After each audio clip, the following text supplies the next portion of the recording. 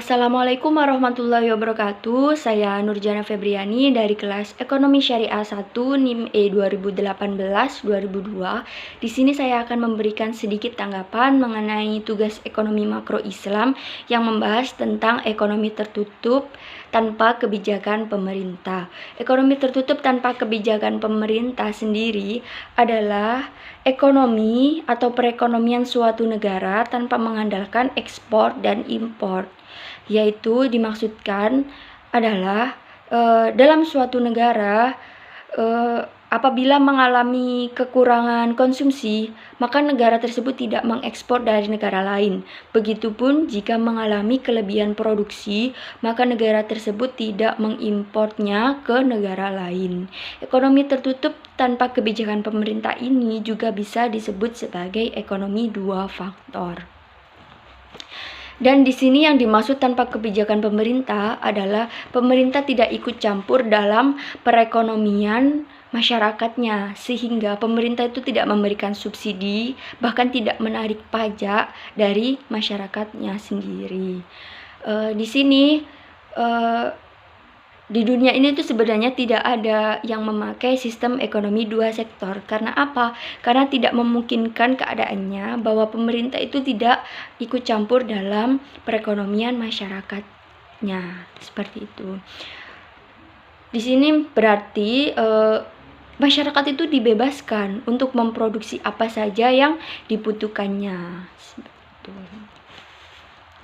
Ada dua ciri-ciri ekonomi dua sektor. Yang pertama adalah sektor perusahaan itu menggunakan faktor-faktor produksi yang dimiliki oleh rumah tangga.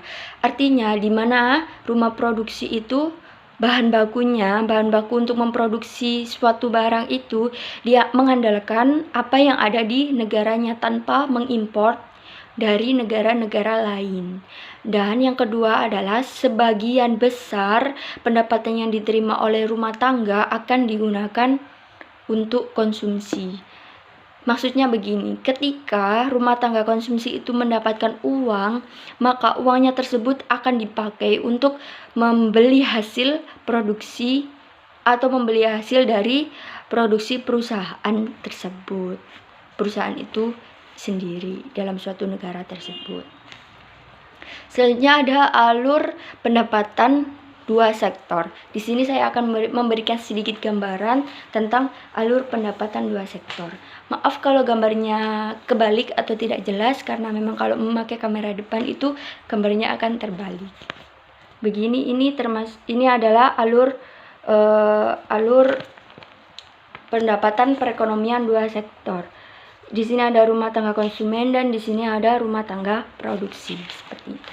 Yang selanjutnya ada fungsi keseimbangan ekonomi dua sektor atau rumus keseimbangan ekonomi dua sektor. Keseimbangan ekonomi dua sektor yaitu bisa dirumuskan Y sama dengan C plus I. Y sendiri adalah pendapatan, C adalah konsumsi, dan I adalah investasi. Maksudnya di sini, apabila rumah tangga konsumsi tersebut mengkonsumsi barang-barang yang dihasilkan oleh rumah tangga produsen, jika rumah tangga konsumsi tersebut ada kelebihan uang, maka uang tersebut akan diinvestasikan kepada rumah tangga produsen atau kepada produsen. Yang kedua adalah apabila rumah tangga produsen yaitu mengkonsumsi untuk faktor-faktor produksinya sendiri dan apabila ada kelebihan maka akan diinvestasikan juga, seperti itu. Yang selanjutnya adalah fungsi konsumsi dan tabungan yang bisa dirumuskan sebagai C sama dengan A plus BY. A di sini adalah besarnya konsumsi yang tidak tergantung pada jumlah pendapatan. B adalah hasrat marginal dari masyarakat untuk melakukan konsumsi. Yang di sini dimaksud BY adalah jika makin tinggi pendapatannya, maka hasrat seseorang untuk membeli atau mengkonsumsi sesuatu juga akan semakin tinggi. Seperti itu. Dan selanjutnya ada fungsi konsumsi dan tabungan dalam konvensional. Menurut Franco Modigliani bisa dirumuskan sebagai C sama dengan W plus RT, atau C sama dengan alfa W plus beta Y.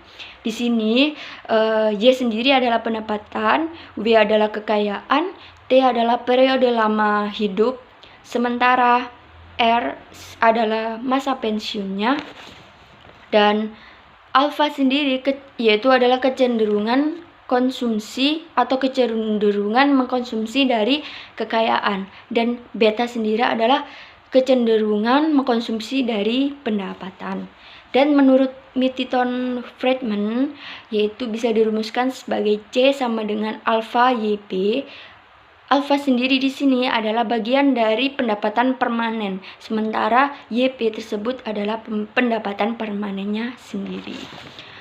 Selanjutnya adalah fungsi konsumsi dan tabungan dalam Islam. Menurut Fahim Khan, ada dua, yaitu mengkonsumsi yang dilakukan atau konsumsi yang dilakukan untuk kebutuhannya sendiri yang dilambangkan sebagai E1, dan untuk menuju keridhaan Allah itu dilambangkan sebagai E2. Yang kedua adalah kan itu menawarkan fungsi konsumsi, yaitu yang bisa dirumuskan C sama dengan A0 plus AU plus YU. Dan yang terakhir adalah fungsi investasi dengan pendekatan ekonomi Islam dan konvensional. Perbedaannya di sini yaitu dipengaruhi oleh tingkat suku bunga, dan tentunya hal ini tidak berlaku dalam pendekatan ekonomi Islam sendiri. Itu yang dapat saya sampaikan. Maaf apabila ada kekurangan kata, saya mohon maaf setulus-tulusnya. Wassalamualaikum warahmatullahi wabarakatuh.